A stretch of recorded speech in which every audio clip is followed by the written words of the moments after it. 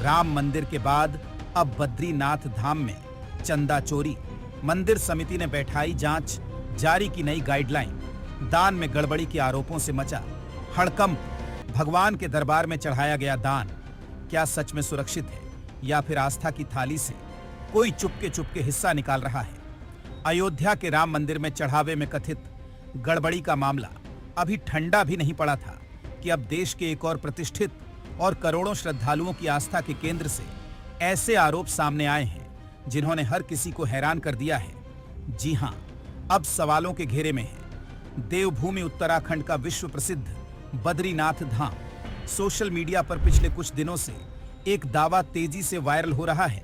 दावा ये कि बद्रीनाथ धाम में श्रद्धालुओं द्वारा चढ़ाए जाने वाले दान और चढ़ावे में गड़बड़ी हो रही है। जैसे ही यह खबर फैलनी शुरू हुई, वैसे ही श्रद्धालुओं के बीच चिंता और नाराजगी दोनों बढ़ने लगी। लेकिन सबसे बड़ा सवाल यही है, क्या वाकई आस्था के इस सबसे पवित्र स्थान पर चढ़ावे में कोई खेल हुआ है या फिर यह सिर्फ अफवाहों का जाल है? इन सवालों ने पूरे मामले को और ज्यादा रहस्यमयी बना दिया है। इस पूरी कहानी पर आज हम बात करेंगे इस रिपोर्ट में। दरअसल पिछले कुछ दिनों से सोशल मीडिया पर यह दावा किया जा रहा है कि बद्रीनाथ धाम में श्रद्धालुओं द्वारा चढ़ाए जाने वाले दान और चढ़ावे में गड़बड़ी हो रही है। इसी बीच बद्रीनाथ केदारनाथ मंदिर समिति यानी BKTC ने मामले को गंभीरता से लेते हुए तुरंत कार्रवाई शुरू कर दी। समिति के अध्यक्ष हेमंत द्विवेदी ने साफ शब्दों में कहा कि आरोप बेहद गंभीर हैं और इन्हें हल्के में नहीं लिया जाएगा। उन्होंने घोषणा की कि पूरे मामले की निष्पक्ष, पारदर्शी और गहन जांच के लिए एक विशेष जांच समिति का गठन कर दिया गया है। जिन कर्मचारियों के नाम आरोपों में सामने आए हैं, उनसे स्पष्टीकरण मांगा गया है और संदेश बिल्कुल साफ है। अगर जांच में कोई भी दोषी पाया गया तो उसे किसी भी कीमत पर बख्शा नहीं जाएगा। लेकिन कहानी में मोड़ यहीं खत्म नहीं होता।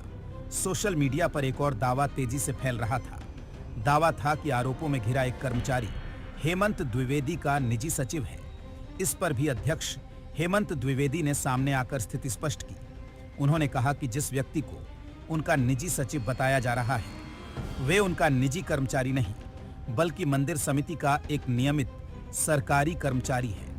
उन्होंने दो टूक शब्दों में कहा कि जांच में यदि आरोप सही पाए गए तो चाहे कोई कितना भी प्रभावशाली क्यों न हो, कार्रवाई से बच नहीं सकेगा।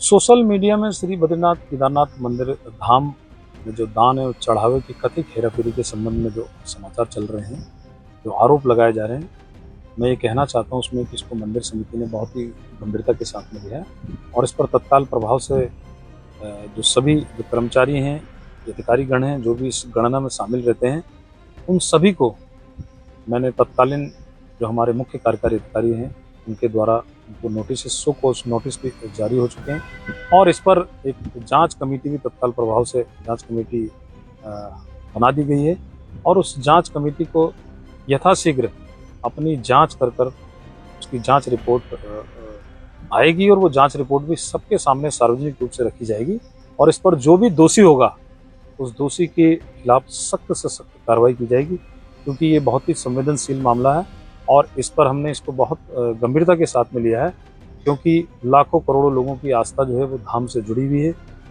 इसको लेकर सभी जो कार्रवाई है वो तत्काल प्रभाव से 24 घंटे के अंदर सारी कार्रवाइयाँ जो है कि प्रारंभ की जा चुकी हैं।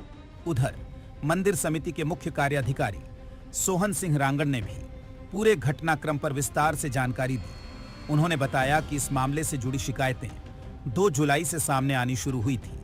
शिकायत मिलते ही मंदिर परिसर के CCTV फुटेज की जांच की गई, लेकिन यहीं पर जांच एक नई चुनौती के सामने आ गई। बताया गया कि उपलब्ध CCTV फुटेज पूरी तरह साफ नहीं है। अब सवाल उठता है, क्या धुंधली तस्वीरें सच को छिपा देंगी या फिर जांच टीम हर परत हटाकर सच्चाई को सामने ले आएगी? इन्हीं सवालों के बीच अब एक आंतरिक जांच टीम का गठन किया जा रहा है, जो CCTV फुटेज, कर्मचारियों के बयान और उपलब्ध सभी दस्तावेजों की जांच कर अपनी रिपोर्ट तैयार करेगी।